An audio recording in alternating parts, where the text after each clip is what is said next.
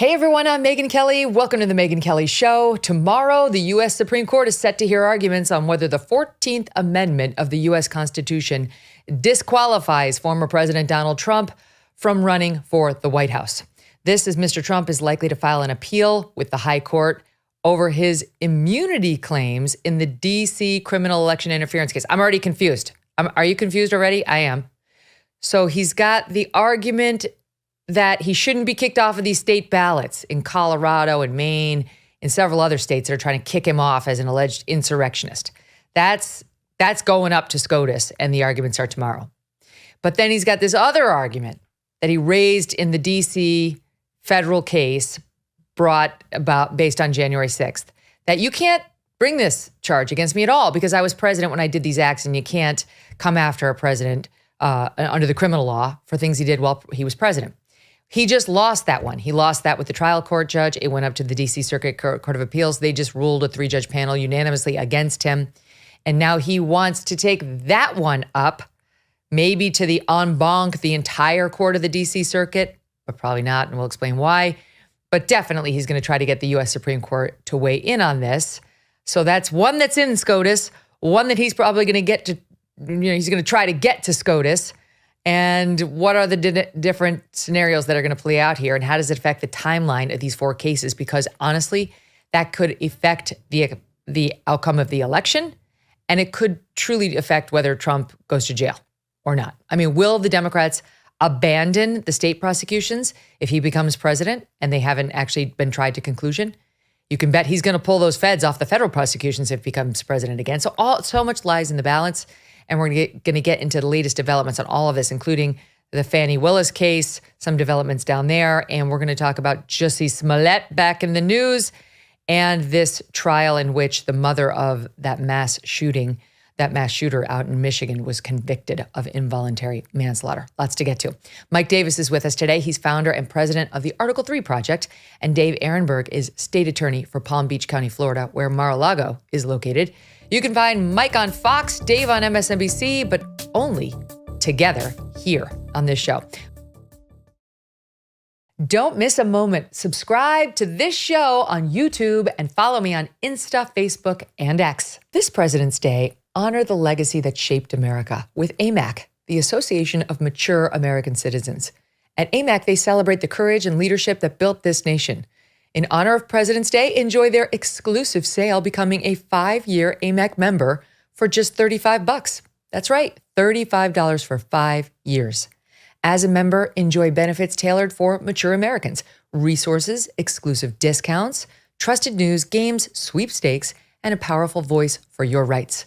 Visit amac.us/Megyn for this special President's Day offer during the month of February. Seize the opportunity to be part of a community valuing experience and wisdom and principles that make America strong. Head to amac.us/Megyn and secure your 5-year membership for $35 today. AMAC, better for you, better for America. Get ready for President's Day with the Association of Mature American Citizens. Visit amac.us/Megyn. Mike and Dave, welcome back. Great to have you. Thank you for having me. Yeah, great to be back with you, Megyn. Okay, so let's first talk about the immunity case. No, strike that. I'm confusing myself. Whether he gets ballot access in Colorado and Maine, because that actually is going to be heard by the Supreme Court. Arguments are tomorrow. Latest is that Trump will not show up to the Supreme Court himself. That's not that unusual. Sometimes in all my years covering the court for Fox News, the one client I remember who showed up and completely stopped the court in its tracks. Any guesses? Does anybody have a guess who that might have been? I'll give you a hint. It was 2005, I think, right around there. She was beautiful. She was blonde. She was buxom. Oh, goodness. Anna Give me Nicole Smith. Anna Nicole Smith. No. Yes, it was amazing. Everybody was like, oh my God. I never had so many hits that day. Every international news organization was like, will you please come on live from the Supreme Court? Anyway, okay, I digress.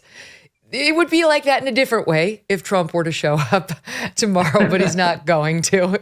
He's not going to. And I don't know. I'll start with you on this, Dave, because I feel like you're the underdog on this one, that Trump's going to win this, that this court is not going to say he can be kicked off the ballot. Am I wrong? Well, I agree with you. I think the Supreme Court, with its 6-3 conservative majority, does not want to bump Trump off the ballot. By the way, Megyn, there's always a Florida connection everywhere and every time. Anna Nicole Smith actually passed away at the Hard Rock Hotel down here in South Florida. So just a little tidbit. And there's a room there, and people go to her room and they say, I'm in the Anna Nicole Smith suite. So that's weird. It's kind of morbid. Yeah. Good old Florida. But there's a thing on the internet where you're supposed to Google your birthday and Florida and just see what comes up, because there's always something absolutely wacky. It's a fun game to try. It's a big state. Keep going, Dave. I love my state. I call myself Florida lawman. That's my nom de plume. So as far as the Constitution and, I think the Section 3 of Article of the Amendment, 14th Amendment is pretty clear that you can't qualify for office if you engage in insurrection. It doesn't say you have to be convicted of it, just engage in it. And you're also bumped if you provided comfort or aid there too. And so I think there's grounds for the Supreme Court to uphold the Colorado decision and Maine decision. But I have said this on your show previously, and I agree with you and Mike, that I do not think the Supreme Court wants to set a precedent where 50 different secretaries of state come up with their own different conflicting rules and policies, especially when we've not seen this before. Like, there hasn't been an institutional mechanism to show people how to approach this issue. This is the first time, and I think the Supreme Court's going to step in, and they're going to point to Section 5 of the 14th Amendment, which gives Congress the power to enforce the 14th Amendment, and say, Congress, do your job. We defer to Congress on this. And then, of course, Congress will sit back and do nothing. I, too, think they're going to try to get out of deciding whether he participated in an insurrection or like anything like that, Mike. They don't like to get involved in political controversies, and they'll find some other way to give him the W. I mean, what do you think it'll be? And I assume you agree, but what do you think it'll be? Well, they don't need to get to whether Trump committed an insurrection, because all they have to do is look at the Griffin's case from over 150 years ago from then Chief Justice Salmon Chase. It's the case on point after the 14th Amendment was ratified, and it says if you want to disqualify under Section 3 of the 14th Amendment, Congress has to use its Section 5 power, as Dave just said, and pass a federal criminal statute on insurrection or rebellion, which Congress did on nearly 150 years ago. It's still on the books. I think it was last updated in 1948, and it has a disqualification provision in the federal criminal statute. So if you want to disqualify, you have to bring federal charges, have a federal grand jury indict, a federal jury find guilt with evidence beyond a reasonable doubt, unanimous guilt. A federal judge has to convict. That conviction has to be upheld on appeal. That's the only way you can disqualify. And let me just jump in just to clarify something, Mike, and then I'll give you the floor back. But because the other side is arguing you don't have to jump through all those hoops. It's self-executing. If it's just clear he's insurrection-y, this is self-executing, and you don't need to do anything more to boot him off of the ballot, right? That's what the other side's saying. Well, I mean, that's a quaint argument, but that's not what the case law from 150 plus years ago says, right? The Griffin's case. And if you think about it, think of how bad that argument is. You have 4 Democrat partisan judges on a Colorado Supreme Court in a 4-3 ruling, or you have an unelected Maine Secretary of State, Shenna Bellows, just unilaterally decreeing. Who's not a lawyer. Yeah, who's not a lawyer, just unilaterally saying, hey, I feel like January 6th was an insurrection, even though House Democrats and the Biden Justice Department spent tens of millions of dollars hunting for evidence of insurrection. And Jack Smith didn't charge Trump with insurrection, but I think that Shenna Bellows, this unelected non-lawyer in Maine, is just going to say, it felt kind of insurrection-y that day, so I'm going to throw him off the ballot. Mm-hmm. All right. Now, there's also the question about the 14th Amendment. This piece of it can only be applied to someone who's an officer of the United States. It says if an officer engages in an insurrection, et cetera. I'm just paraphrasing. And a dispute has arisen on this word too, with Trump team arguing he's not an officer as the president. That's the people who are under Trump, who he appoints in, these executive agencies. Those are officers of the United States, but he, the president, is not. And the other side and people who don't like Trump are arguing that there's a Scalia opinion from 2014, one of every conservative's favorite, justices, that helps them against Trump, Dave. They're citing a case involving this 14th Amendment and saying that there was a Scalia opinion back in 2014 between the Teamsters and a soda distributor, National Labor Relations Board versus Noel Canning. And in it, the court unanimously affirmed a challenge to the recess appointments of 3 NLRB commissioners. And Scalia wrote in a concurrence in which Chief Justice John Roberts and Justice Thomas and Justice Alito joined, saying, except where the Constitution or a valid federal law provides otherwise, all officers of the United States must be appointed by the president. So he's saying that would suggest the president is an officer because he's saying he's making an exception, it sounds like, for the president, except where the Constitution or a valid federal law provides otherwise, all officers of the United States must be appointed by the president. He was asked then in a letter for a clarification by 2 legal scholars, and he did say, I meant exactly what I wrote. The manner by which the president and the vice president hold their office is provided otherwise by the Constitution. In other words, he would amend this sentence to read, except where we're talking about the president or the vice president, all officers of the United States must be appointed by the president. So that's basically what he was saying they were holding. That's a good argument that he believed in this ruling the president was an officer. The president is an officer. That would be a very bad finding for Donald Trump by the Supreme Court this time. It may not be dispositive because there are other ways for them to get out of it. But it's an important issue. I know it's sticky and I know the audience is holding on right now by their fingertips, but do you think it's likely that they're going to say Trump as president was an officer, which would be bad for Trump? I think they will. In the Scalia opinion you referred to, Megyn, it was a concurring opinion, so it doesn't have necessarily the force of law, but it is something they could take into account. But it would make no sense if the framers of the 14th Amendment, who were so worried about former Confederate supporters being in government, would make an exception for the president. They were so worried about insurrectionists gaining control of government, but they would say it's okay if an insurrectionist became president. That's why I think this issue of whether Trump is an officer of the United States is a no-brainer. The only person who ruled opposite is the original trial court judge in Colorado. She used that as a way to get out of it. Like, she found that Trump engaged in insurrection, but Trump wasn't covered by the 14th Amendment. But every one of the Colorado Supreme Court justices, all 7 of them in the 4-3 decision, ruled that Trump was covered under that provision. And one other thing, what my friend Mike said about the provision being self-executing or not, it is self-executing because the 14th Amendment has other parts in it, like equal protection, like due process. And if it's not self-executing, then Congress could repeal its civil rights laws. And then we go back to the old days where Blacks have no equal rights, even though the 14th Amendment, due process, equal protection exists. And so that doesn't make any sense. So I would submit that the best argument for the Supreme Court to overturn the Colorado and Maine decisions is just a punt, as we were saying, by saying that the Section 5 of the 14th Amendment says Congress shall enforce this. Let Congress pass the laws. And until they do, we're staying out of it. Okay, so those are the 3 things, just so people can have it in their heads. So was it an insurrection? They're going to dodge that. It's highly unlikely they're going to take that on. Then, in order to keep him bounced off the ballot and get this court to uphold the Colorado and Maine decisions, you have to say, or vice versa. I can't remember whether Colorado, the appellate court went Trump's way, right?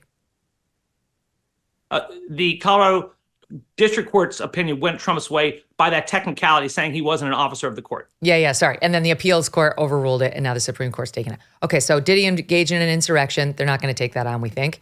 Then is he covered? Is he an officer of the United States? And if that Scalia concurrence holds, it'd be bad for Trump. They'll probably say he is an officer as the president, so he does fall technically within this provision of the 14th Amendment. But then they have to get to, if he is an officer and allegedly committed an insurrection, is it self-executing? And if they can get to, irrespective of whether he engaged in an insurrection or not, and he's an officer for purposes of this discussion, this thing's not self-executing, you would need a congressional law. We don't have one. Goodbye. All right, so he's got lots of wiggle room to get out of this, and I think he will, and I think you guys, we're all in agreement on that one. So looks good for Trump to stay on the ballot in not just Colorado and Maine, but the 11 states that are interested in kicking him off. Okay, immunity. That's a different story. That's the one that was in front of Judge Chutkan, the D.C. federal district court judge, who we know doesn't like Trump and really doesn't like the January 6th defendants at all. They all get prison time under her. She's tough on this issue. And that's one of the two Jack Smith prosecutions. In that case, Trump said, you can't come after me because I was a sitting president. You can't come after a sitting president for civil litigation, and it makes no sense to change the rules when they were talking about criminal charges. And that's what's happening here. So that was rejected by Judge Chutkan. Then Team Trump appealed it to the D.C. Circuit Court of Appeals. He just lost. The 3-judge panel, 2 Biden judges, 1 H.W. Bush appointed judge, said, wrong. A president can be criminally held liable or guilty for criminal acts while he was president.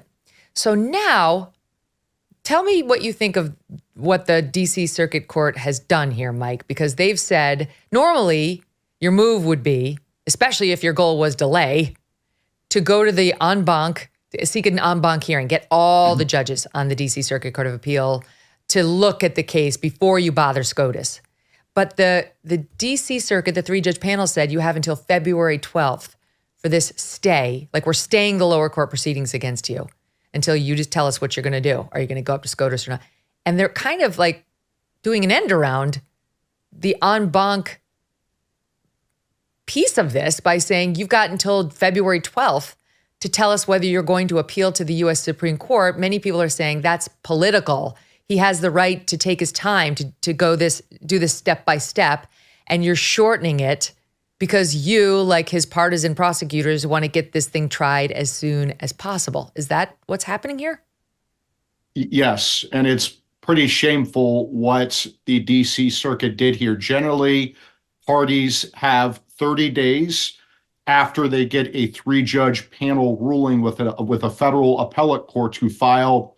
Sometimes it's 30, sometimes it's 45 days, but they generally get a set amount of time to file what's called a petition for rehearing with the panel, or a petition for rehearing en banc, meaning the full circuit court, the full federal appellate court, all the active judges would hear the case. And when you have immunity cases against government officials, the proceedings are stayed until the immunity issue is resolved. And so it is, there's no other explanation for why this 3-judge panel short-circuited President Trump's procedural rights under the rules and procedures, the normal rules and procedures that every party has before the D.C. Circuit, other than they're trying to get this case rushed and tried before the presidential election, right? Jack Smith and the Biden Justice Department waited 30 months to bring these charges.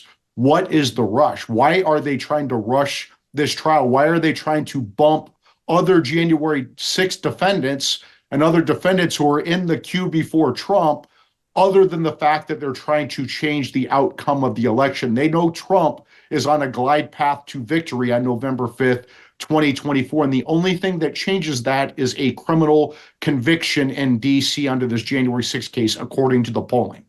Mm-hmm, right, because the voters are saying they're pro-Trump, but they might not be if he gets convicted prior to November. So, Dave, what is with the D.C. Circuit Court of Appeals saying you don't have 45 days to file your petition with the, for an en banc full appeals court review? And you don't have 90 days after that to go to the high court. You have until Monday. This ruling just came out yesterday. They say you have until Monday to appeal to the U.S. Supreme Court.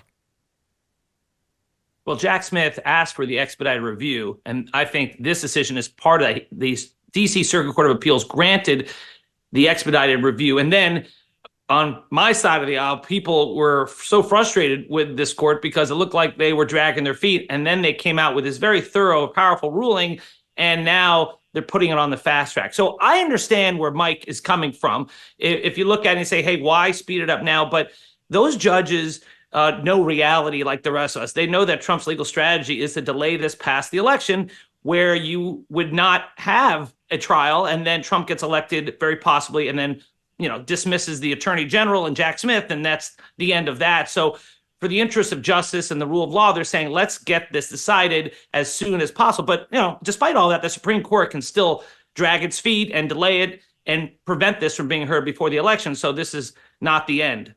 Well, we'll get to that in one second, what the Supreme Court's going to do. But I kind of feel like we have an admission there that it was a political decision to get this thing fast-tracked up to SCOTUS by the D.C. Circuit Court of Appeals. And I realize that we have at least one Republican-appointed judge on that 3-judge panel, H.W. Bush. I don't know what that tells us. That's not necessarily what I think of when I think of like a MAGA pro-Trump judge. So I don't know, but I'm sure Trump's not happy about this expedited process. He doesn't want till Monday. He wants 45 days to go to the full D.C. Circuit, and then his 90 days to file before SCOTUS, and then to drag that out and wait for an opinion that won't come until June probably. And let's say he loses in June. By that point, it's going to be really hard to put the pedal down so fast in that January 6th federal trial that it gets resolved before August. That was his plan. But now it's on a fast track. And you raised something, Dave, that I wanted to raise. The outcry from many, respected legal scholars, some less respected, on the left, that the D.C. Circuit, this 3-judge panel, was taking forever, in their view, to issue a ruling on whether he had immunity or he didn't have immunity. We just pulled a little sampling of some of the hysterics that I was listening to. Like, my God, people need to calm down. Take a listen here in SOT 1, MSNBC. I am officially now at the freakout stage. I can't imagine a more compelling need for speed than the idea that American citizens deserve to know before the election whether a candidate for office is a felon and an insurrectionist. Neil and I are in violent agreement.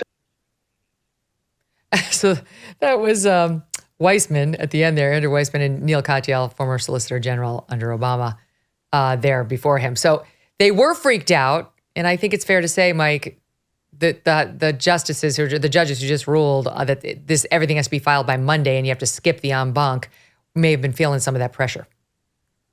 I mean, what a dumb and dangerous partisan argument to make, that you have to have a criminal trial before an election because you apparently these are political forums for the voters to decide the election, these federal courts. That is the stupidest argument I've heard. And you're making Trump rush to file a petition with the Supreme Court on Monday when they know that he has this Thursday oral argument with the Supreme Court. Why are they trying to jam him up? Why are they ignoring normal rules and procedures for every other party except for Trump? They keep saying this mantra that Trump's not above the law. Well, he's not below the law. And why are they treating him like he's below the law? This is an important constitutional issue. This is a critically important constitutional issue. When the Supreme Court decided the issue of civil immunity for presidents of the United States, it took almost 2 years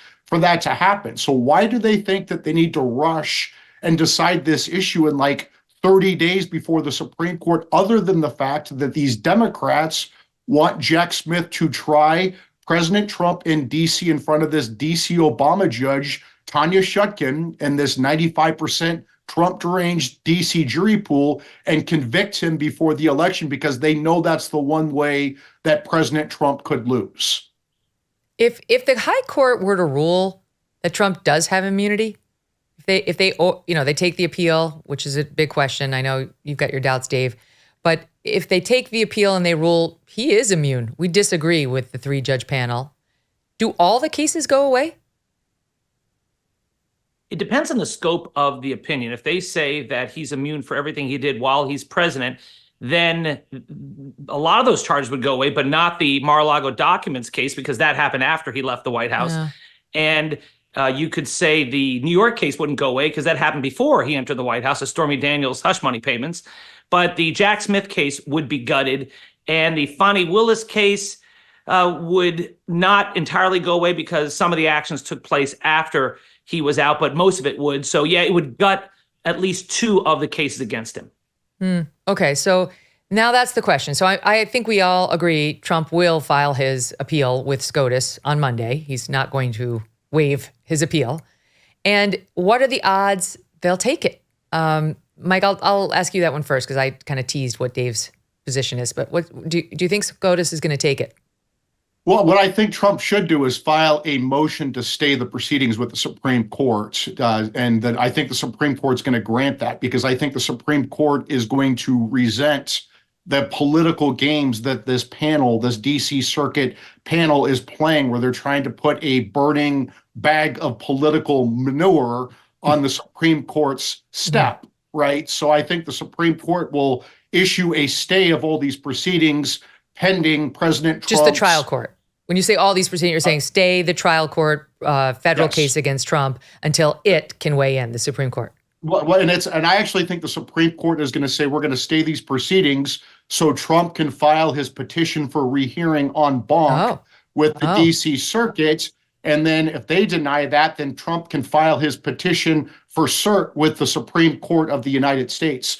The bottom line is even if the Supreme Court grants Trump's petition for cert immediately, they're not going to hear this case before the election anyway, because they have cases before Trump's case that are already piled up on the docket. You're not going to get a resolution by the Supreme Court of this case before the presidential election. Really? Why do you think that? I mean, wouldn't they give it at least expedited review? And they have, it's February now. They have till June. This seems like one of those you might want to squeeze into the docket and make some time for.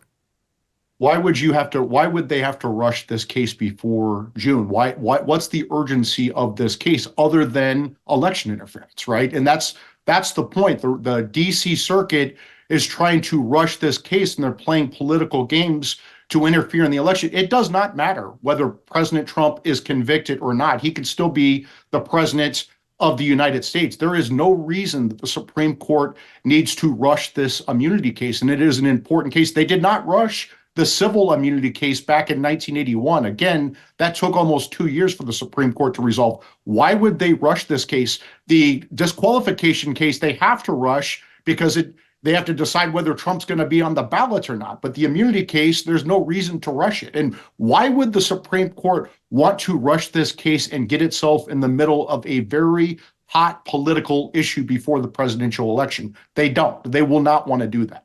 That is the most robust argument that, Trump could have. And that would be the best case scenario for him. That'd be a great scenario for him, is they take it, they brush back the DC Circuit Court of Appeals 3-judge panel saying, you don't tell the litigants what the schedule is. The schedule is the schedule. There was no grounds to expedite any of this. And we'll decide when and if we take this up. And we're not in any rush just because you are. It's like the little sign in my mom's cupboard, Dave, when I was growing up. Mike points out that Jack Smith had 30 months to bring this, and now suddenly it's an emergency. The little sign read, lack of planning on your part does not justify an emergency on my part. So we might get that ruling, Mike says, from the Supreme Court. What do you think? Yeah, it's like the person who tries to get in front of you in the line at airport security because he's late for his plane. Yeah. Bad planning, right? And it's a lie. I've been that person. But half the time it's a lie. Then you see that guy at Sparrow. You get through, hey, what are you doing at Sparrow? Well, exactly. Well, first, kudos to Mike for bringing the hot take. That was a sizzling one. I've not heard that before. I got to believe, though, that this Supreme Court with Chief Justice Roberts, the number one thing in his mind is the legitimacy of the Supreme Court. He wants us badly to believe in the Supreme Court as an institution, and nothing would discredit the Supreme Court more, I think, than dragging this out past the election. Make a decision. And I think the decision will be that they are going to reject cert, meaning they're not going to review it. They're going to send this back to the trial court and say it's done, and then it's game on. Now, you need 5 justices to implement a stay. I do think that they'll get a stay at least until they decide on the issue of certiorari, cert. Of whether they're taking it on the merits. So just to clarify that, and I'll give you back the floor, what he needs to file by Monday is a request to continue staying the case while he pursues his appellate rights. It's not a judgment that the court's going to take the case or a judgment on the case. It's, will you please keep it stayed for now while I can fulfill my appellate obligations? Well, Trump has 2 choices, and he's in a bit of a trick bag here. Either he asks for the full D.C. Circuit Court of Appeals to meet en banc, where he doesn't get an automatic stay there, and then Chuck can keep moving, or he goes straight to the Supreme Court, which is what he's going to do, because there he can ask for the stay while they determine whether they take the case. That's what's going to happen. And I don't know how long they're going to take, but I do think that they don't want to get involved in this one too heavily when they are going to get involved heavily in the issue we just discussed on Colorado, Maine, and whether he qualifies for the ballot. So I'm on the opposite side of this as Mike. I think they're going to act quickly, and then it'll be up to Judge Chutkan to move ahead with the calendar. And I think this case does get heard before the election. The last time I was on with you, Megyn, I predicted by the end of May. I think that may have been a little too ambitious. I'm now thinking perhaps by the end of June or July, but I do think it's going. Even if he gets Supreme Court review, if they take the case, you think he'll have to face a June trial? Yeah, that's a tougher question. I do, but I don't think they're going to take the case. But if they do take the case, I do think they'll have an expedited review. They did that with Bush v. Gore, and I realize it's a different situation, but there is precedent when you're involved, when you're dealing with the president and you're dealing with matters of great public importance, like an election coming up, that they want to get this resolved before then. You know, Mike, I was looking at this. They estimate that this trial, the one we're talking about in D.C., is going to take 2 months. I don't know if I believe that. I mean, if you're Trump, and this thing starts, let's say, June or July or August, right around there, depending on what SCOTUS does and all the stuff we're talking about. You know how it is as a lawyer. And when you're on trial, you could object to everything. You could try to appeal every ruling. You could push for a mistrial. You could actually cause a mistrial. You could do so many things to cause chaos at the trial. And you might feel emboldened to do that because you think the entire thing is illegitimate election interference. It's really just a time game at that point to see if you can cause enough chaos to get this thing extended beyond November 8th or whatever election day is this year. It's going to take 2 months to seat the jury in D.C. I mean, yeah, right. We have a 95% anti-Trump jury pool, and you have a lot of people on that jury who could have been affected by January 6th. They worked in the Capitol, or they worked for the D.C. police, or their spouse did, or their kid did. I mean, this is not going to get resolved in 2 months. Frankly, it's not going to go to trial before the election because the Supreme Court is going to stay these proceedings because they see the D.C. Circuit's political games that are being played. The Supreme Court is going to accept cert on this case because you're dealing with novel, weighty constitutional issues, whether the president of the United States, any president of the United States, can be thrown in prison by his successor based upon his official acts. Because guess what? When the Trump 47 Justice Department is back in the game, does that mean that Trump can throw Obama in prison for capital murder for drone striking American citizens? Does that mean that U.S. Circuit Judge David Barron, who helped Obama with the Office of Legal Counsel, Barron advised Obama he can drone strike American citizens, including a 17-year-old. Does that mean this now federal circuit judge can stand trial with Obama for capital murder? Do we really want to go down this path? And the answer is no. The Supreme Court will have to fix this, and they're going to fix this after the election. Dave, can you speak to that point of delay? I mean, that it's going to take 2 months just to pick a jury. And if that's just picking a jury. And so if this thing under your timeline starting in June, maybe July, maybe even August, depending on if the Supreme Court takes it, let's say July, just for argument's sake here. So that takes us to August, to September. And then you think we're really going to get a trial completed September, October? Like, hurry. November's coming. If anything, there would be an ethical obligation to slow it down because that's just going to feel like such interference. So what do you make of the obvious delay tactics that we will undoubtedly see if this thing does get started in the summer? Yeah, that's a $64,000 question to date me there.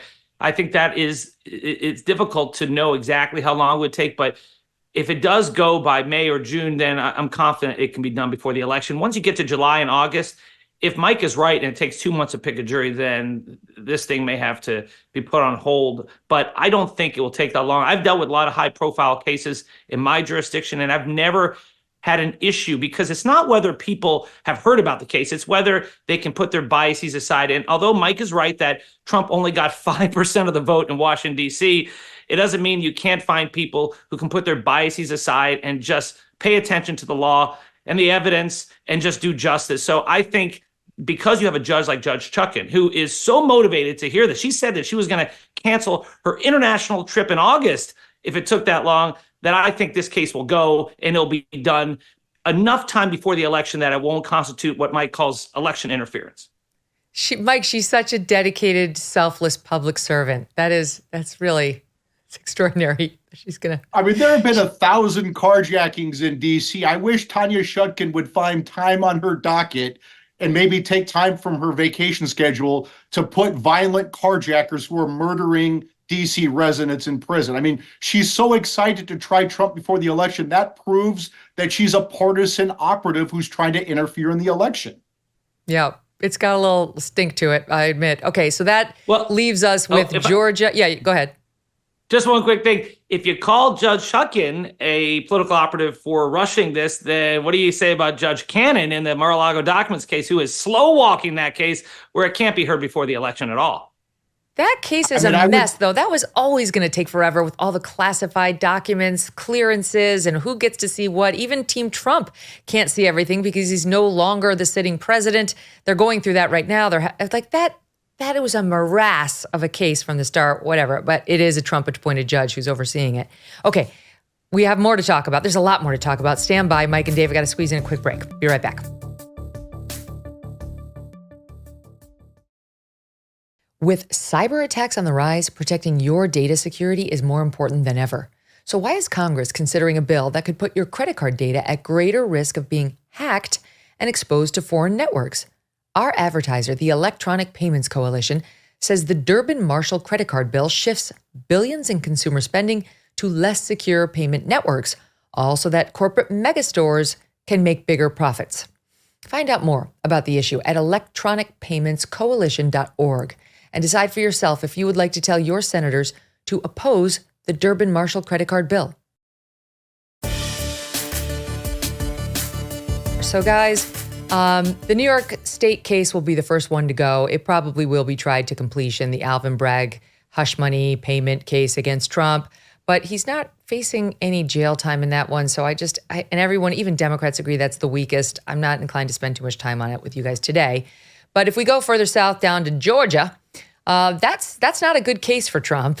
But there have been some favorable developments with the implosion of Fani Willis, her reputation, and her potential ability to stay on this case. She's now admitted that she has a personal relationship with the special prosecutor she brought in. They're having an affair. That's what's been alleged, and she is no longer denying it. But she says it did not start until after she brought him on board as special prosecutor.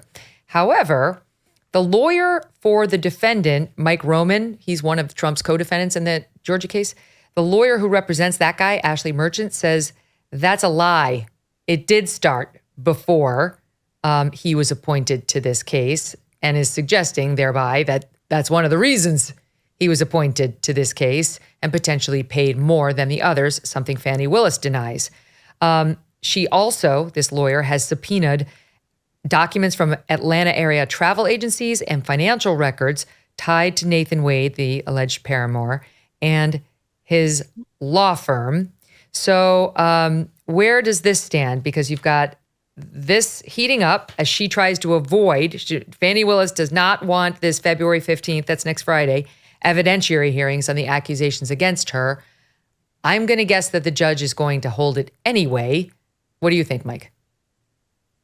I think Fani is in big trouble down in Georgia because it looks like she hired her unqualified secret boyfriend. She paid him $250 per hour out of Fulton County and federal COVID funds. She paid him substantially more than an actually qualified RICO special prosecutor. She's paid him nearly $700,000. She paid him to go meet with the Biden White House, including the Biden White House counsel, before they brought this unprecedented RICO indictment against President Trump and 18 co-defendants. And she allegedly took kickbacks from this nearly $700,000 that this boyfriend billed Fani's office, including these lavish trips to Napa and the Caribbean. And like you said, she represented to the courts that this relationship didn't start until after she hired him. Well, that seems to be a lie, or at least the evidence could show that's a lie, and then she's going to have perjury problems.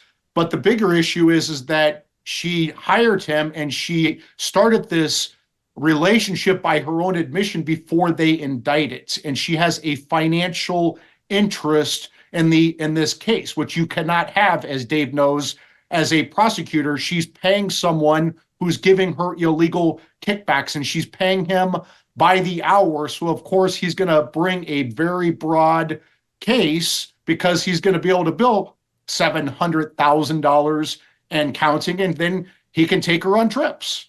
And generally in the law, Dave, it wouldn't be required for anybody to prove any of that. They just have to prove the appearance of that, which creates an appearance of impropriety, which, as you know, you do this for a living, you're not allowed to have, especially as a prosecutor. We hold you guys to an extra high ethical standard given the power you have. So what do you make of what Mike just said? Well, when I was last on with you, Megyn, you said that you had me on my heels on this one. And yeah, it's tough to defend these allegations because it's the appearance, even if some of the stuff isn't true. Like, for example, it's been proven that the money didn't come from COVID funds. He is being paid $250 an hour, but so are the other two special prosecutors. But he has billed a lot more. One of the days he billed 24 hours in a day. That's the thing that gave me the most heartburn, because I don't know how you can do that. But it would be a clear conflict, and really undermine the case if this relationship with a judge or the public defender or any defense lawyer. But when you're having a relationship with someone in your own office, and if Fani Willis's affidavit is true that the relationship didn't take place until after he was already hired, then there's no there except it looks bad. And I think Nathan Wade should not be on this case anymore. I think she should find someone else to help lead this case for the perceptions. And this is an unforced error, because if you're going to go after Donald Trump, you need to be just totally clean and not have any issues that the other side can exploit. And they're exploiting this. But in the end, facts are facts. The law is the law. And if this case wasn't a good case, then the judge in this case, a Federalist Society member, would have dismissed it already. He has well, it's not that, but that's not. Yes, he's seeking to have it dismissed too. But before we get to that, it's should she be dismissed from the case, which is, a much, I think, easier issue. I think she should go. I do not think she has any business staying on this case after what she has done. She's behaved disgracefully. I mean, this is not something Dave Aronberg would never, ever do, and he would fire. I know he may not say it. You would fire somebody who did this in your office. So I don't know that the whole case goes away, but I think she's going to go away. But we'll see. It's Georgia. I don't know. We'll find out. Okay. I want to get to these other two quickly while I have you guys. This woman, Jennifer Crumbley, the mother of a shooter, one of these school shooters whose name we don't say on our show, convicted 4 counts of involuntary manslaughter because the jury found she played too much of an active role in ignoring his mental health problems, in buying him a gun 4 days before he went on the rampage. And that morning was called to the school, shown all sorts of disturbing drawings, and did not pull her kid from the school. So Dave, what do you make of this? It's the novel. I don't think this has ever happened before. This is sort of a new chapter in accountability for these mass shootings. Do you think they reached the right conclusion? Absolutely, Megyn. Kudos to the prosecutor, my counterpart up there in Oxford, Michigan. This was an unprecedented case by a gutsy prosecutor who reflected the mood of the country that we've had enough of these school shooters, and someone needs to be held accountable. It's not enough, and it's unsatisfying just to throw the then 15-year-old in jail for life when the parents here acted so egregiously. I mean, I've talked about this on my YouTube channel, Megyn, because this thing was so beyond the pale that it's not just that they ignored these clear signs of mental illness, but instead of getting him a therapist, they bought him a gun, and then they didn't secure the gun. And then when the kid was found looking for ammunition in school on his cell phone, the mother ignored the calls from the school and then LOL'd her son, texted him, LOL, I'm not mad at you, just don't get caught. And then the worst thing is when the kid drew a very disturbing drawing of shooting up a school, with a gun and saying the thoughts won't stop, help me, blood everywhere. The teacher found the drawing, called the principal, and the parents were brought in. The parents never mentioned to the school that they had bought him a gun. They never checked his backpack, and they refused to take him home. So guilty of all counts, and that's justice. I mean, it's not your average case, Mike. It doesn't mean all parents who have a school shooter for a child are now going to be held accountable. This case does seem egregious. I mean, as the facts developed, it got worse. Yeah, it was the recklessness on this mother's part that makes her criminally culpable in this case. And I would say this, look, I was raised in Iowa. My siblings and I had guns when we were kids, but we knew how to use guns. We used it for hunting, right? So I don't think that the fact that he had a gun should be dispositive. It's the fact that he was so clearly mentally ill. This mother knew he was clearly mentally ill. She knew he was dangerous. He was drawing pictures and making comments that were clearly dangerous. He was a clear danger to others. And when the school contacted her to get this kid help, she blew them up. So I agree with Dave there, but I would like to see this. You have to wonder how these people who are cheering on this criminal case here, how would they respond if we use this same criminal theory for parents in D.C. whose minor children are carjacking and robbing and causing mayhem in Washington, D.C.? I'm all for arresting their parents, but I for some reason, I don't think that too many people in D.C. would agree with that theory here. That's fascinating point. I've been raising this because I actually wrote my law review article on the dangerous instrumentality exception to the negligent supervision doctrine. It was crazy. I wrote my law review article on it because I thought it was really interesting. And then it wound up one of the 3 essay questions on the bar exam. I was like, yes! No, everybody was like, what was that doing on the bar exam? I was like, I have an angel looking out for me. Anywho, yeah, you're right. If we're opening up that floodgate, who knows where it could go. Okay, last but not least, and by the way, the father is going to get tried, I think, in March. Jussie Smollett back in the news. The chronology of this is he did get convicted for, what was the actual disorderly conduct for all of the lying he did to cops in relation to his fake hoax race crime. He was sentenced to 150 days in jail. He served 6 before he was released on appeal. The appellate court of Cook County denied his appeal, saying, nope, go back to jail, 2-1. And now he's still out pending this other appeal. He's appealed to the Illinois Supreme Court, repeating his earlier arguments, saying double jeopardy should stop this because the Cook County prosecutors, who are these sort of left-wing, soft on crime prosecutors, Kim Foxx, right, wasn't it?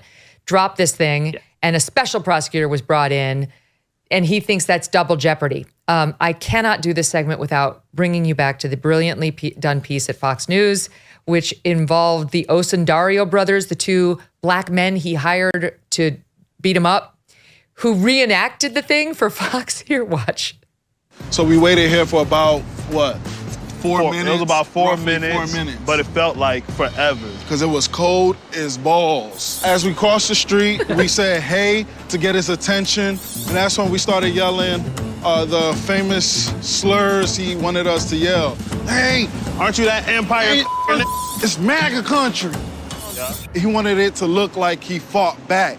That was very important for him, because he said, hey, don't just beat my ass, make it look like I'm fighting back and whatnot. So we did that, and then I threw him to the ground, and after I threw him to the ground, he had no bruise. I wanted it to look more real. So then I threw him to the ground. After I threw him to the ground, I used my knuckle and gave him a noogie. I finally put the rope around his face. I did not put it around his neck. I just placed it on his face, and that's when we took off. They actually ran. They showed how they ran. In your life, you never get that good a witness, Dave, like those two guys. All right, so Mike, is Jussie Smollett going to prevail on this appeal? I hope not, just because he's such a pain. But I mean, I will say this. It's not illegal to be a pain. It's not illegal to be obnoxious. Where he crossed the line is he created this hoax and diverted law enforcement resources to go investigate his hoax. So he deserves what he's getting here. I think who knows what happens in Illinois with the Illinois Supreme Court, but Lord. He should go to. It can't be double jeopardy just because one decided not to bring charges and then another one did. But I'll give you the last word, Dave. I mean, jeopardy attaches when the jury is sworn in a jury trial. Dave knows this, okay. Or you have the first witness testify. All right, Dave's getting the last word. I only have 20 seconds. Let him have it. Go ahead, Dave. It's nice we can conclude by agreeing on the last two issues. It's not double jeopardy. No jury was seated. In fact, in the plea agreement, it allowed for future proceedings to be brought. He's going to lose before the Illinois Supreme Court, and he should go right back to jail. Yes, we'll look forward to that chapter of this event. See you guys. Thank you. True or false? Using your tax refund to pay off credit card debt is smart. False. DoneWithDebt.com published a strategy designed to let you keep your hard-earned tax refund and reduce or even eliminate your credit card debt. Most Americans owe thousands in credit card debt that will take years to pay off, if at all.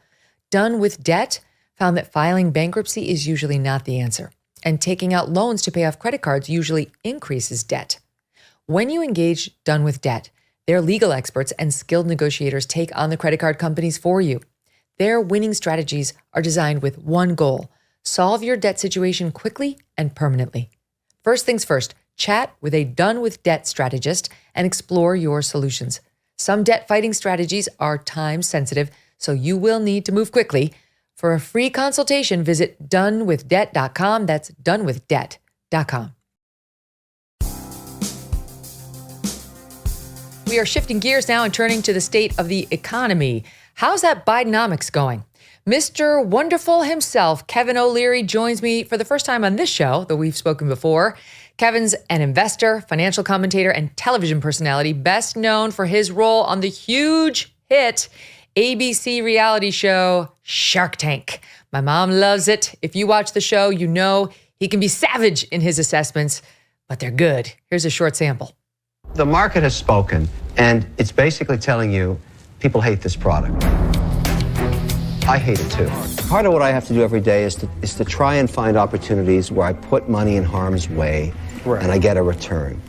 I don't pick places where there are thousands of dead and rotting corpses. It's always that classic scene in a movie. Grandma's maybe 105. She's on the bed. She's looking at her family. They've all loved her. They're having that moment. They've had a great life together.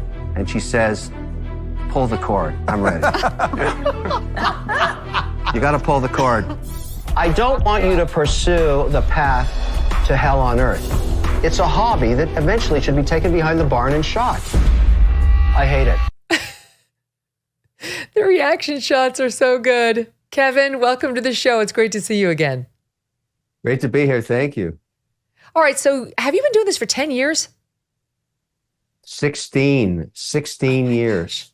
Wow. Shark Tank. We can't believe what's happened. I mean, who knew this? It's on in 42 countries. It's a giant, iconic platform. We've created hundreds of millionaires, sold billions of dollars worth of product. Look, it's the American dream encapsulated into a 1-hour show. That's basically what Shark Tank is. So of all the investments that have come before you that you've chosen, name a couple that stand out that have really been huge successes. You know, Megyn, it's interesting because I now have 15 years of data. We're taping season 16 now. And what we've learned, and this is for all of the investors on Shark Tank, you're in that moment, you're making the investment, you're absolutely sure this is the winner of the season for you.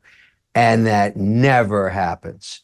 That's why you've got to do, I don't mean sometimes, it just never happens. And you have to do 10, 12, 15 deals in each year, not knowing what's going to work, because venture investing is very serendipitous. Sometimes luck is the most important thing. But over the years, I've had extraordinary outcomes. Most recently, a deal called Base Pause, which was cat DNA testing, just prior to the pandemic in 2019. You don't know for a few years if the things are going to work, but I didn't know that there's 110 million cats in America. More Why than is this dogs. necessary? Why do we need a DNA test for the cats? Well, that's exactly what I said. I said, why would you spend $29.95 on a cat DNA test when you can buy a new cat for $5? That didn't go over that well within the cat community. But the point is, if you follow the data you get from this testing, you can extend your cat life 20, 30%.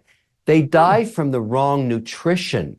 Those tiny little teeth rot out, and you can't do a root canal on a cat, so they die of abscessed teeth or whatever it is.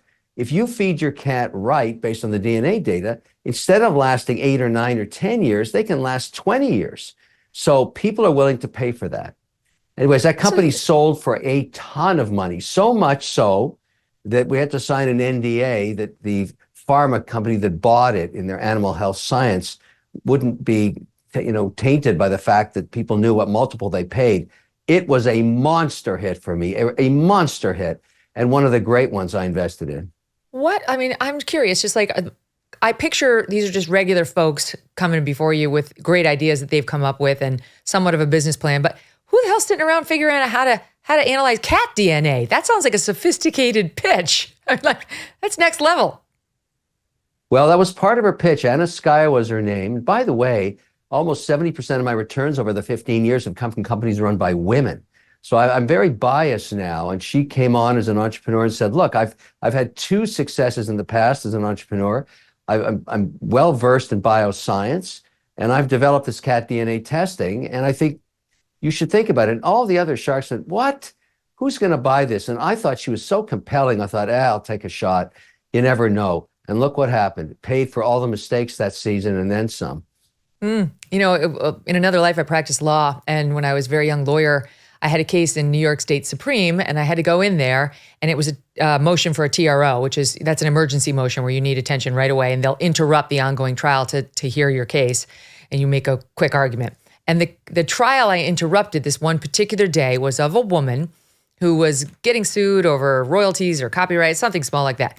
And the judge was covered in this certain product on his bench, and this woman was the inventor of this product. And I was like, what is that up there? What are they doing? They're arguing so fiercely over the money related to these things. And it was the woman who came up with the hair scrunchie. And she talked about how she had a little rubber band, and she just took a bunch of fabric and she kind of fashioned the fabric around the rubber band. And she ran, from person to person saying, do you think this could be a thing? Could you invest in this? And of course, no one thought this was a good idea. And then she went to the Woolworth back in the day, the Kmart, the Walmart. There was nothing else like it. And finally, she found a guy to take a chance on her. And of course, it ended in ruination and despair because they were suing one another. But it was a great idea. Well, they're only suing each other because it was wildly successful. And that's the thing about Shark Tank. You don't know who's going to walk through those doors. I don't know. We don't get to know. There's a game show law from the 60s that makes sure that we are not privy to information before the contest begins, if you want to call it that. And as a result, we go through the peel the onion discovery with everybody else watching the show. And I think that's the magic of it. And the outcomes are remarkable. Very often now, there's so many people watching the show live and, of course, through syndication. We'll make our money back the night it airs. And so it's a really amazing platform. And obviously keeps working. I mean, very few television shows, as you know, Megyn, last 16 years. This is one of these outliers. Now, I'm just going to say there's another very well-known public figure who made his name a household name by going on TV every week for NBC, and he wound up the president of the United States. Is there any interest in politics at all for you, kind of on a similar path? Well, it just shows you the power of social media, because that show started around the same time Shark Tank did. And I remember when the casts we would all go to New York to sell the forwards, which are the ad sales during the season, and working to sell mostly at that time to car and automotive companies. They were the largest advertisers. What has really amazed me over the years is the power of social media, whether it's to sell consumer goods or services, or to expand one's personal brand, or to go into politics. There's nothing like it. And nobody saw it that way in the early days. And it has downsides to it, obviously. But every day I've learned now, my own network of over 8 million people is a business of which 15 people make a living off. And I never saw that coming. And it's international. I've got followers in Abu Dhabi, Dubai, and 42 countries. I mean, how does that happen? You couldn't even dream it up. And it was recently, there's a great case study at Harvard that just got published about 6 weeks ago about the power of social media. I was featured in it, but it really looked at things like Bud Light too. Just think about losing billions of dollars of market share from one 15-second commercial. Think about that. That never happened before. Beer. If you look at beer, it wasn't even really a commercial. Well, the power of that messaging was so viral that it cost billions of dollars that the brand still hasn't survived. And so that's the case I teach now, and saying, look, we talk about risk mitigation on anything from, if you look at board audit committees, there's risk there. Directors take D&O insurance, but none of these S&P 500 public companies have set up for social media risk, because often they don't control their own messaging, or they don't think about what they're putting out there. Now they have to. Let me ask you about Bud Light, since you bring it up. Trump tried to get people to forgive Bud Light yesterday. The understanding is that he's gotten money from Anheuser-Busch and suddenly wants everyone to forgive. I will tell you, the people who I follow on X are a hard no on it until and unless there's an apology. And the CEO at Bud Light has not issued one. And instead he's trying to throw his arms around Americana type brands and sort of manly man type products, hoping that the consumer base will just forget about what they did with Dylan Mulvaney, all that. I really think that's a mistake. I really think this guy could find forgiveness if he came out and said, we screwed up, we misjudged our audience, our base, and we want to say out loud, we hear you, we're sorry for the partnership, and we're sorry for this marketing person who said our customers were too fratty, she's been let go, and we hope you'll allow us to make it right. I think people are forgiving, but what they want is forgiveness without the apology. And I don't know. I mean, you tell me whether you think that was well handled.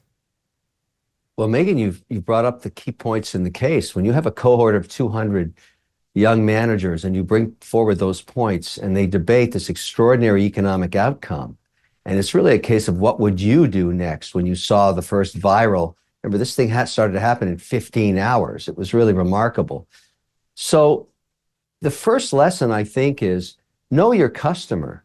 Who do you sell your product or service to? In the case of Bud Light, beer is a total commodity. There's nothing different. The only difference is the brand. And what does that brand mean to your consumer? Now, beer, we know that the target audience for beer. And we also know that they don't want to be educated on gender neutrality. That's not of interest to them. And so I'm not saying that, the commercial has merit or it doesn't. It's just it doesn't fit. And then, of course, in trying to fix it afterwards, when you saw the really large market declines, that gets down to idiot management. At some point, you're watching billions go out the door in market share and market capitalization. Sure, they whack the marketing people, but, at the end of the day, you're the CEO and you lose billions. I think you have to look at yourself and say, what did I learn from this? And am I going to be able to fix it at all? And of course, the whacking stick came out all over the place. And that's the right thing to do. But the more important lesson to every other CEO of every other S&P 500 company is, look what happened there. Don't let that happen to you. And it continues to happen. Every time you bring this up, and this is what I teach the students, I mean, at some point, don't you think you should stop talking about it and move in a different direction? Because not a single chance of anything they've done has worked. Nothing. Everything they've tried hasn't worked. You just see that slow grind down in market share. Keep reminding your customers why they hate you every day. How dumb is that? Is my answer. It's so true. Okay, so that leads me to our mutual friend, Mark Cuban, who I actually like Mark Cuban, but he's, a controversial figure, and he picks fights on X a lot and has a lot of swagger. And he stepped in it recently because he was touting on X how he loves to factor in race and gender into his hiring. And that is still illegal in America. That's not lawful. And one of the commissioners at the EEOC piped in and said, sorry, Mark, EEOC commissioner weighing in here, it's not allowed. It's not allowed as a plus factor, as a bonus, as a consideration. It's against the law. But he's been one of the biggest defenders of this so-called DEI hiring, where we're supposed to prize people's skin color as like an acceptable reason to hire them instead of somebody who looks different or is of a different gender. So I realize everyone's doing it, even though it's unlawful. But I understand that you have a difference of opinion with him on this. Well, we differ on a lot of things. And I think that's what makes our interaction interesting, certainly on structure of deals and everything else. But, you know, I watched the Harvard situation and Bill Ackerman's attacks on other institutions. And, you know, there's merit in both sides of that argument.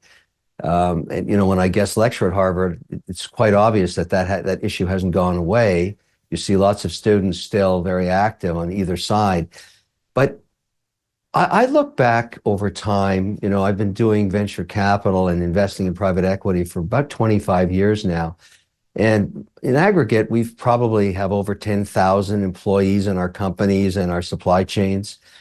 And what I've learned actually works in this topic that isn't mandated by government is merit. We hire people on their ability to execute their mandates.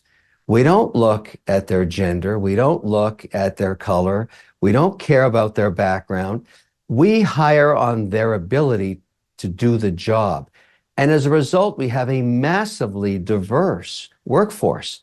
I mean, almost every nationality represented, every gender, every background from an ethnicity standpoint. And all we did was hire good people. What's wrong with that is what I say. But you know, why isn't it's going that another what way. we're doing? You know, I've reported on the show before. I have a friend who's high up at one of the big banks, and he told me personally that he said, we got to get rid of 3 guys. It's, you know, 3 employees, just because we're cutting headcount. And he was told by his supervisor, make sure it's 3 white guys. Like, whatever you do, it's got to be 3 white guys. Do not. That's illegal. But it's, you know, and I both know it's happening. Yeah, but I think it's very difficult to mandate policy on this. And I understand why you'd want to, but actually what makes companies work and be successful and be able to employ people and support their families over a long period of time is merit, is their ability to do the work. And it never did look, it's blind. It's blind to ethnicity or gender or race. And it should be. I mean, that's how it works. I have no bias other than, can you do the job? And I think, you know, as a half Lebanese Irish immigrant, I mean, I've seen everything, you know, and I've been called everything. But I look at it and say to myself, if we just followed what's good for everybody, I think we'd solve this problem, Megyn, in society. When the government mandates policy and tries to contort what's successful about building a business, it virtually never works. Yeah, the ESG programs and so on have been disastrous on a number of levels. All right, so I want to go back to something you said about social media, because it's huge, and it's huge. You know, it's not just huge in making stars like Trump and making stars like you, but stars like AOC. And I firmly believe that one of the reasons she gets any attention at all, the main reason, is her social media. She's young and she knows how to use it. It's certainly not all the great legislation that she's passing. So she fell within your crosshairs not too long ago because you detected a hint of capitalism inside of this declared socialist and responded accordingly. Here's a bit you posted on X back in 2021 after she was pushing her expensive sweatshirts. Watch this. Check this out. I look spectacular in this. I was walking on the beach earlier today, right out there. See that? Everybody wants to buy this off me. I got this from the official AOC site. Now let's talk about gross margins. Check this out. Yep, official AOC shop. I paid $67.22 for this.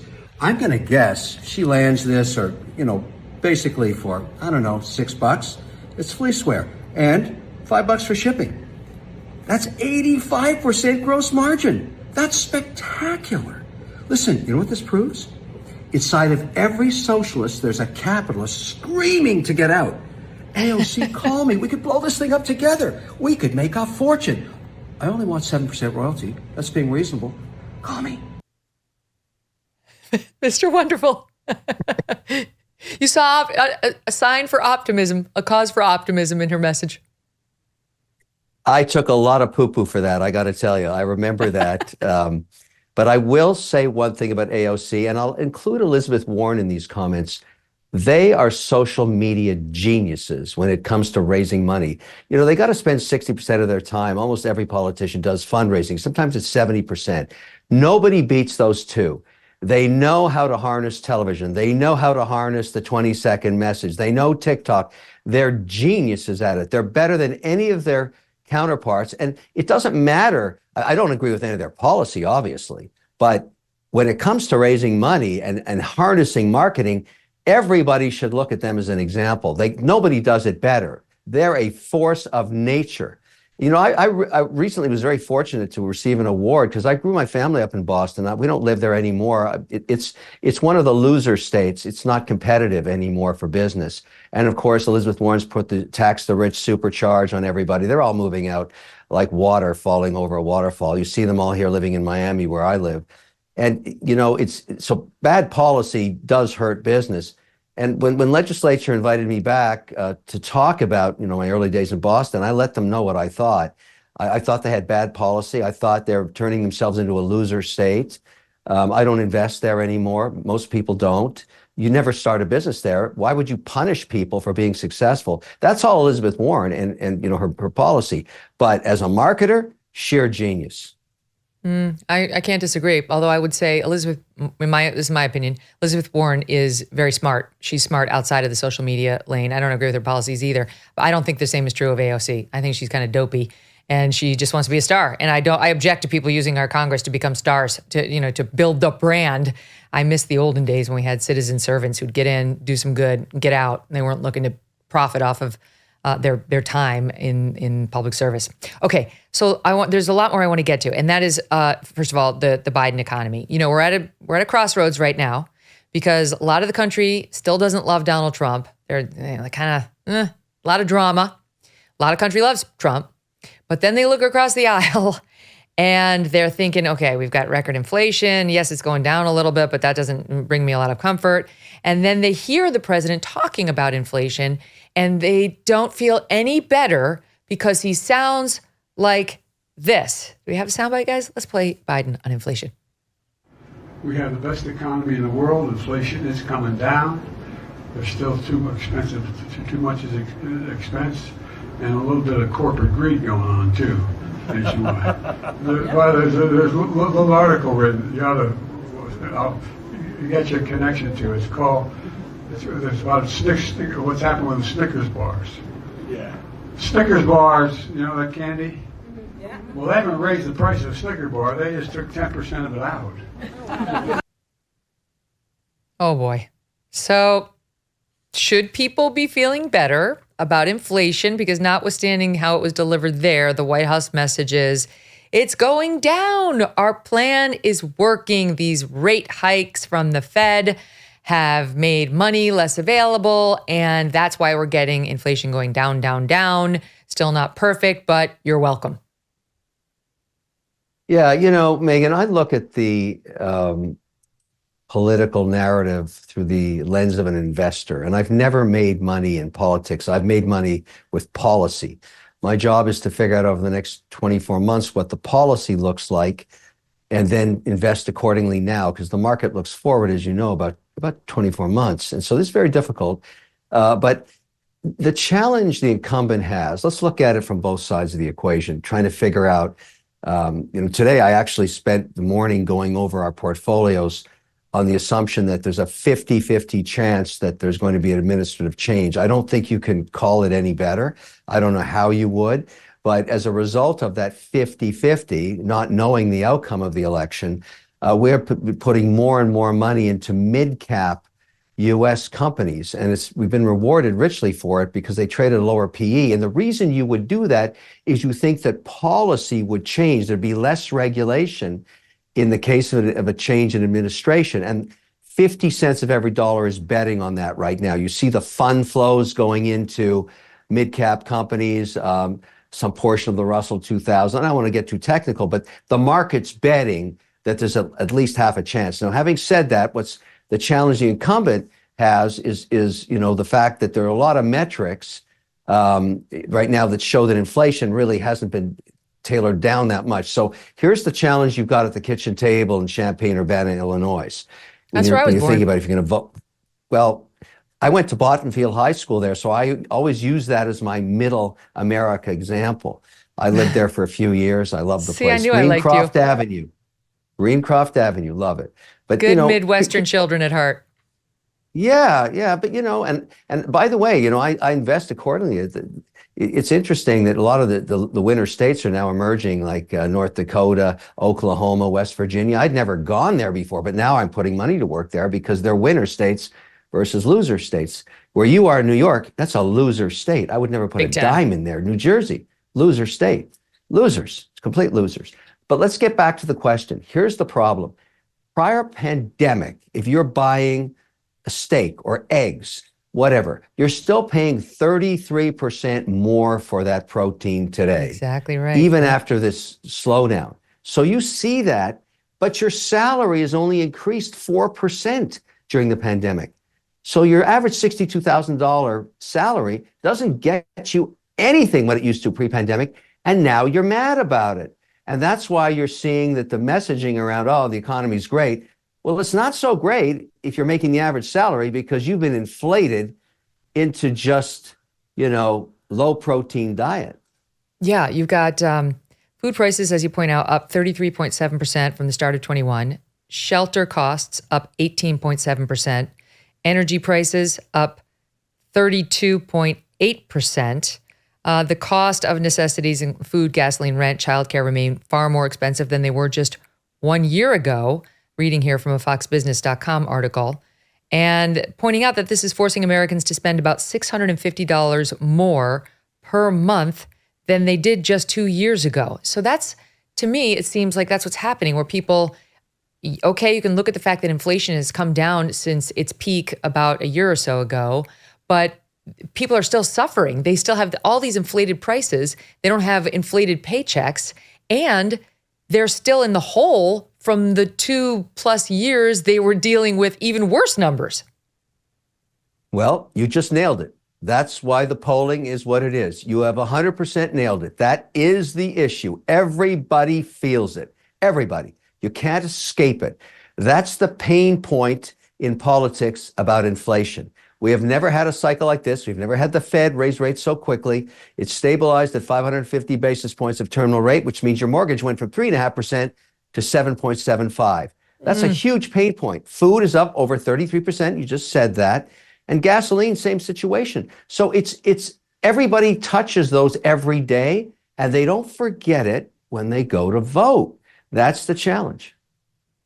So the other thing is people are in huge amounts of credit card debt.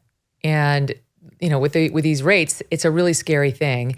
Most people don't have savings even for 1 month ahead, especially young people. And they see these credit card numbers going like this right now. So what do you say to those people, Kevin, they don't see a way out right now? They're not sure what to do. You can't just, leave your job and find one that pays 33% more so you can match these prices, or you'd actually need more than that if you want to get yourself out of an existing hole. And pay off your credit card debt. I mean, to those Americans feeling like, I'm not even sure where this is going for me, what's your message? That is the number one question I get to the transom on all social media platforms. The number one question I get every single day, speaking to the massive interest costs of credit cards, anywhere from 21 to 23%. And everybody used them during the pandemic as sort of a safety blanket or a cushion, and now they're paying the price. So the only way to fix for that and to solve for it, you can't make 21% a year in the markets like you can with credit cards. That's why I own all those companies. I'm an equity shareholder in them, pretty well every credit card, because if you're dumb enough to actually carry a balance, you're going to pay me, which you shouldn't do. You shouldn't do. So here's how you fix it. Most people, luckily, again, at the $62,000 average salary, buy about 15% more crap than they need, whether it's sneakers, jeans, t-shirts, coffees, all that stuff. You have to adjust your lifestyle slightly. You have to reduce your spend by 15%, and each month use that to pay off a portion of the balance. It's the only way you can do it. And the easiest test, and I ask, you don't need a computer to do this. You don't even need a spreadsheet. You simply take 2 pieces of paper, one on the left. You list all your sources of income, including your salary and your side hustle or wherever you make money or gift from your grandmother over a 90-day period. So look at lifestyle you need 90 days, not 30 days.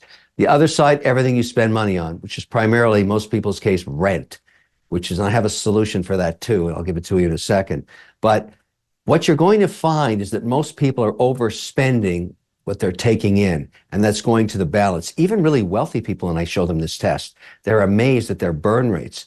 So you actually have to cut back by around 15%, and that's how you solve that problem. The other hack that I've discovered, and of course I invested in it, was a card called BILT, B-I-L-T, that you can pay your rent on and get the points.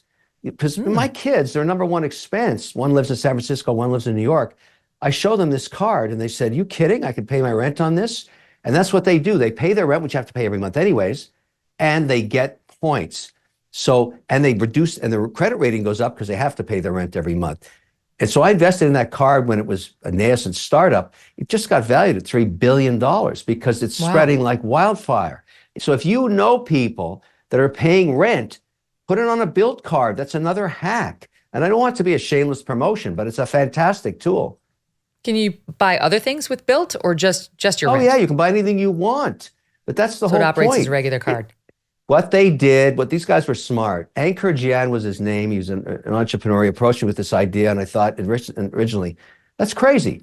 How are you going to convince landlords? So what he did is he went to Blackstone and BlackRock and the massive institutions that own apartment buildings all over America, and they looked at it and said, it's sheer genius. They became shareholders too. So all these landlords are on the card, and even if your landlord isn't, they'll send them a check. The landlord pays no fee. It was one of those magical moments when he had a big pain point, figured it out. And, you know, I love entrepreneurs like that, a real shit disturber. And he did something great. And so I backed him, and so did many others. But it works. And obviously word of mouth, my kids told all their friends. There was such a lineup to get that card that I had to call in favors. It was crazy in the beginning. Wow. All right, so you mentioned side hustle. This is becoming a necessity for more and more Americans just to pay their bills. That keeping just the one job isn't good enough anymore. They actually are now working 2 jobs, and they're tired, and they're not feeling good about the economy for that too. But here's a couple of other things. They're calling them, even in the New York Times, red flags to the latest news on job growth in America. So people on the left and even on the right were celebrating what was a good jobs number for last month. Employers did 353,000 jobs last month, which was almost double the forecasts for what was expected. Yay, 350,000 jobs. But as I point out, even the New York Times pointing out that there's some red flags here. And one of them is some people like retail, construction, hospitality sectors worked fewer hours, which probably ate into their pay. So, okay, more jobs, but fewer hours. That's not great. And that workers are increasingly anxious about changing jobs. Quit rates have fallen to a 4-year low, suggesting the employees are feeling less confident they can find a better position. And then here's the one I wanted to ask you about. They report that big segments of the workforce are checking out. U.S.-born male workers are leaving the workforce in larger numbers and saying, on the flip side, foreign-born labor force participants have accounted for all of the job growth over the last year. So what's happening to American male workers? Part of it's a demographic change, but, you know, I have my own petri dish that I get to look at every Tuesday when I see the tear sheets from my over 50 companies. These are private companies. We're almost in every state, and we have them in all 11 sectors of the economy. The first data point that really shocked me, we made the assumption post-pandemic that 15% of the workforce would remain working at home. We were wrong about that. by a massive amount. It's 40%, 40. Wow. And the reason that caught us offside is we trimmed back our leasehold square footage in New York, Florida, Texas, and California, the nexus of most of our headquarters.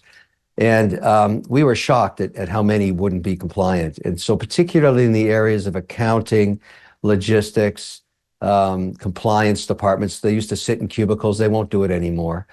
And very, very hard to get a lot of people that work in finance to sit at a desk anymore 5 days a week. And so we've had to be flexible with that. And other companies have tried to demand workforces back. They're having a very hard time, even in the engineering sector. And so as a result of that, when you're working at home and you're getting your job done on a project basis. So the way we work is, let's say you've got to get the audit report out by Friday at noon for the bank statement. We don't care when you do it. You can work at 2 a.m, watch Netflix all day. We don't care as long as you get your job done on time.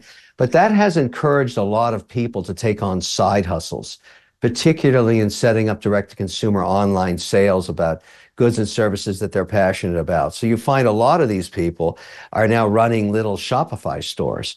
And I see this in my own sales force, and I see it in my management teams all the time. And I'm not against it as long as they get their work done. But in an aggregate basis, when you're reporting jobs, it's very hard to capture that. The economy is quite buoyant as a result of this massive shift to direct-to-consumer. And it allows a low barrier to entry on side hustles in a big way. And the other side hustle, which I never saw coming either, I used to say, when I was teaching in colleges, the top 3 careers that's going to let you pay back your student debt, there's only 3 of them. Number 1, engineering, number 2, engineering, and number 3, engineering. Mm-hmm. I'm wrong about that. The fastest cost increase for me is social media production. Artists, writers, videographers, editors. The cost of these people is ballooning. They used to be $40,000 a year. Now they're $250,000 a year. And so that's reflecting part of this job data and the changing nature of work. Now, if you don't embrace this, you don't understand it, you're going to fail, because 50% of our goods and services are sold direct. And the only way you do that now is through social media. So that TikTok ad, that LinkedIn message, what we're doing on Facebook, on X, they're all different. They require different producers. Megyn, the cost of this is millions of dollars a quarter. And I'm doing everything in my power to try and control it, including hiring people in Abu Dhabi. I've got an AI lab there. I now speak 42 languages, including fluent Cantonese. Who knew? I can barely speak English. I'm dyslexic, but I'm great in French, fantastic in Spanish. And I do this on all the social media platforms now. But that is the changing nature of our workforce. Oh, I can see it. I mean, the young people are so facile with all these devices, and it does seem like job training. It doesn't seem like just a pure pleasure to see them on the devices and figuring out. I was joking the other day, if you give your kid your phone, I mean, in 2 seconds, it comes back completely rearranged, much more user-friendly, and mine are pretty little. Like if they can do that at, 10 and 12, then I can only imagine in 10 years. But I do wonder, like, I don't know if you even know the answer, but what do you think is the answer? Why are American male workers leaving the workforce in such large numbers, but foreign-born workers are accounting for the job growth? They're cheaper? Is it malaise? What's your guess? They work harder. They try harder. They're willing to take jobs that we don't take. They want the American dream. That's what they come here for. It's still there for them. But if you're a baby boomer now, you've set your eye on retirement. You're not as hungry as you used to be. And I think that the changing nature of work today, including the side hustle we just detailed, has made it easier for people to go into semi-retirement. So the jobs may not reflect the fact that many people are still working, but not just 9 to 5. They're not on W-2s anymore, where a lot of this data is gathered. And a lot of the people we hire in our companies now come from other countries that are willing to work really hard. And again, we're blind to race and nationality. As long as they come here legally, we're willing to hire them, and to gender. I don't care. I care about productivity and the ability to execute.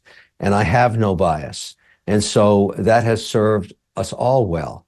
And illegal immigrants tend to both work very hard and tend to love America. They tend to be our biggest I don't like promoters. I don't like illegal. I think we've got a broken immigration policy. I think we've been debating that forever, and I think there's a lot of pressure on whoever wins the election to fix that border. Obviously, there's a safety concern. Also, there are too many people that are being neglected in the process of getting official work permits because our system's jammed. But, I even look at when I teach a class at MIT or Harvard, and 2/3 are foreigners, and after that we give them this world-class education, we kick them out. What are we, crazy? They came here to be world-class engineers or whatever discipline that we taught them. And then they're begging to stay in the country and we kick them out. I mean, I don't get that one. There's another broken policy. And I raised my hand. I spent a lot of time in Washington, usually 2 days a month now, walking up and down the halls, just saying, hey, this is broken, fix this state's a loser, this one's a winner. Like if you want to be part of the narrative, you got to go ring the bell there. And I look at these bills they wrote, CHIPS and Science, the IRA, the Inflation Reduction Act, the Infrastructure Act. Not a single line in there for small business. Not a single line, not one program. And the small business, of which I'm an advocate for, obviously, we create 62% of the jobs. I mean, what happened there? I even asked Elizabeth Warren that. What happened? Didn't you have anybody in the room when you were writing this stuff? Next time you do this, call me up, put me in the room. I'll make sure you don't make this mistake again. She had to run because she had to go meet with her mama and her pawpaw, I'm sure, after. All right, stand by, Kevin. I got to go to a quick commercial break, and then we're going to come back, and I have a couple more questions for you. I want to talk to you in particular about Gen Z and millennials, the younger millennials, and how that's going. See if you agree with Jodie Foster's take. The pressure to conform to political correctness has undeniably suppressed genuine debate, and it's time we put a stop to it. Enter Freedom 2.0, the unapologetic bottled water company that proudly supports the freedom to speak, freedom to think, and the freedom to listen. We can't afford to remain silent anymore. It's crucial to make our support for the First Amendment crystal clear. And one impactful way to do so is by choosing products from companies that champion our values. Visit freedom20.com and use the code MK for a 15% discount to stand with me and millions of other Americans in celebrating the right to free speech. Remember, freedom is not inherited. It's something we must actively fight for. So raise your voice, grab your bottle of Freedom 2.0 and make a statement. Cheers to Freedom 2.0. That's Freedom 2, the letter O, not Freedom 20, and champion the power of free speech. All right, Kevin, so you mentioned the commercial real estate market, and it's really been hurting in large part thanks to the vacancies and the absence of, people as the COVID stay-at-home policy has continued to linger, and you suggest maybe permanent.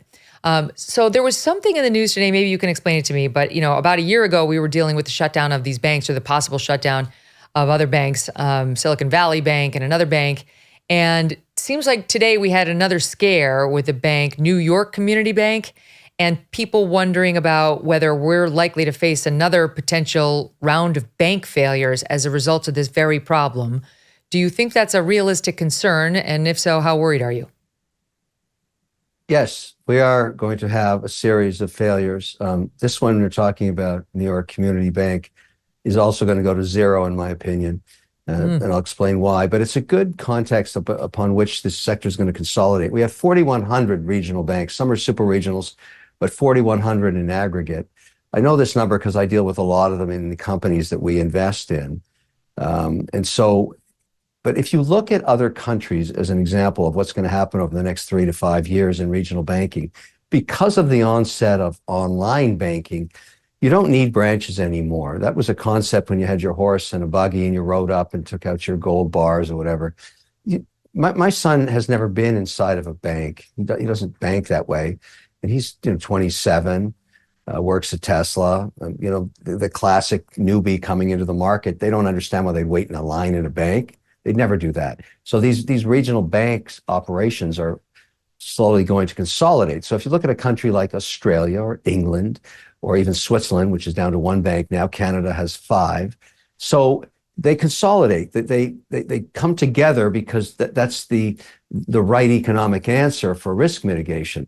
So the problem with these regionals, and we saw the first of it last March at Silicon Valley Bank, is primarily idiot management, because these managers, and I don't mean that in a derogatory way, but you have to understand they've never worked in a rising rate environment. So a whole new generation of bank managers came up in a 30-year period where interest rates only went down.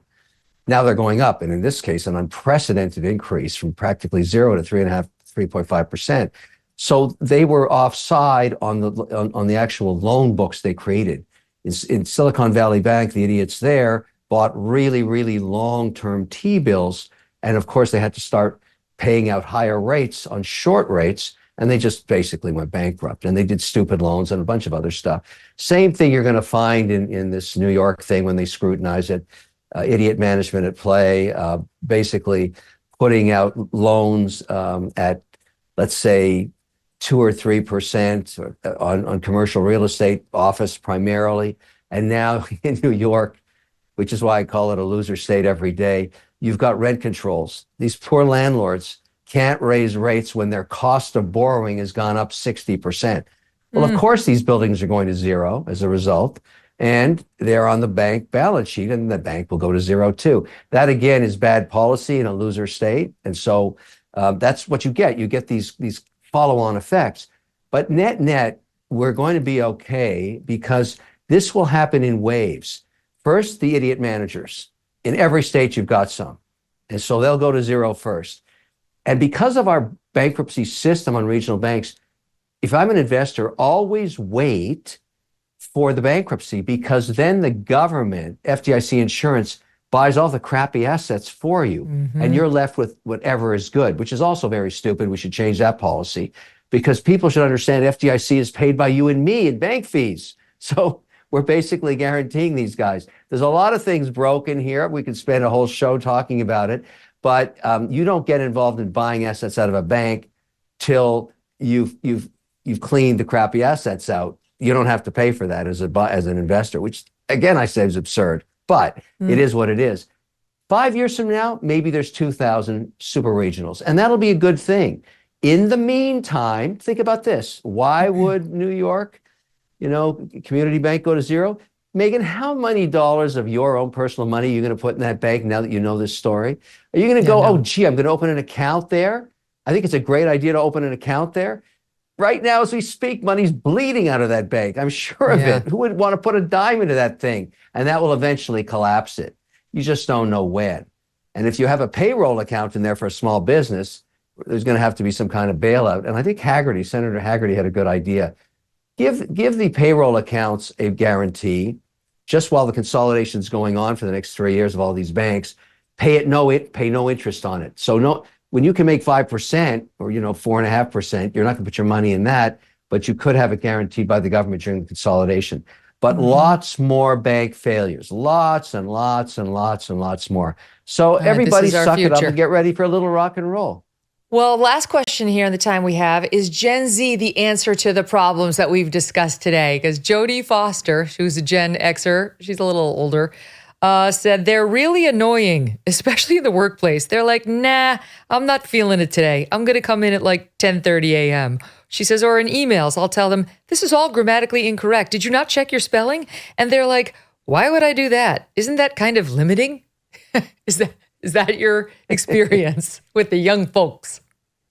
Yeah, no, we,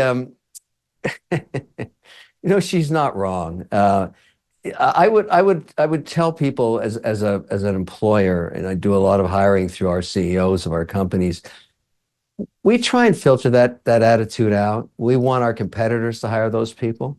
And so one thing I look for is I look at your job history, and I'll tell a little hack for everybody.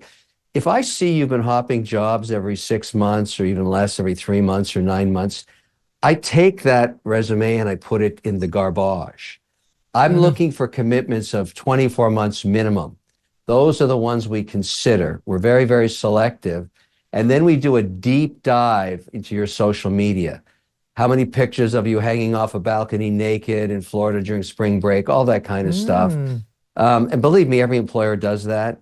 We're looking for people, and I've learned something really interesting, particularly at the management level. These are slightly older, in their mid-30s.